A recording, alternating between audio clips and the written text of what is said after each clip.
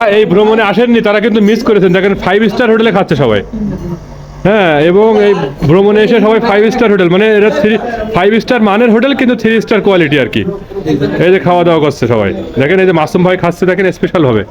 হ্যাঁ, গরম গরম খিচুড়ি, সস আছে, ঠিক আছে, ক্রেভি সস বলে এটা। হ্যাঁ, এটা রাঙামাটির ঐতিহ্যবাহী সস, ক্রেভি সস। আপনারা আবার মনে করেন না যে মাংসের ঝোল বাদ দিয়ে রেখেছে তাই খাওয়াচ্ছে, বিষয়টা এরকম না কিন্তু।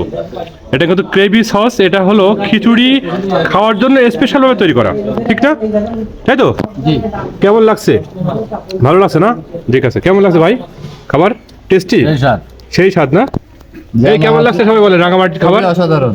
আমরা বান্দরবনের খাবার খেয়েছিলাম আর রাঙামাটির খাবার খেয়েছিলাম, দু জায়গার খাবারই মোটামুটি ভালো নাকি? তবে খিচুড়িটা প্রায় সেম, তাই না? ওকে ওকে, ধন্যবাদ ধন্যবাদ ধন্যবাদ। আর এই ভাইকে ধন্যবাদ, ইনি হলো এভিয়েশন টিপনেট এভিয়েশনের এমডি, ম্যানেজিং ডিরেক্টর, ও চেয়ারম্যান চেয়ারম্যান। তা উনি আমাদের এই ট্যুরটা অনেক সুন্দরভাবে অর্গানাইজ করেছে, অনেক চেষ্টা ছিল তার, আন্তরিকতা ছিল, এজন্য তাকে অনেক ধন্যবাদ। হ্যাঁ, এবং সে আমাদের একটা ভালো পরিবেশ দিয়েছে খাওয়ার জন্য। দেখেন এটা কিন্তু সে কিন্তু অনেক ম্যানেজ করে এখানে দিয়েছে, এটা কিন্তু খাওয়ার পরিবেশ এখানে সবাই কিছু খায় না। এইখানে সাধারণত এভাবে গ্রুপ ওয়াইজ খায় না, কিন্তু এটা ভিআইপি স্টাইলে খাওয়াইছে নাকি ভাইজান? এবং ভিআইপি পরিবেশে খাওয়াইছে, ভিআইপি পরিবেশে রাখছে।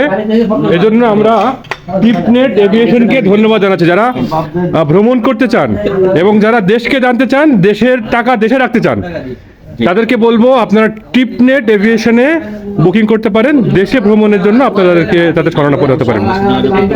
জি ধন্যবাদ। জি, এবং ফেসবুক পেজ আছে, সেখানে আপনারা সার্চ দিলে পেয়ে যাবেন টিপনেট এভিয়েশন লিমিটেড। জি ধন্যবাদ।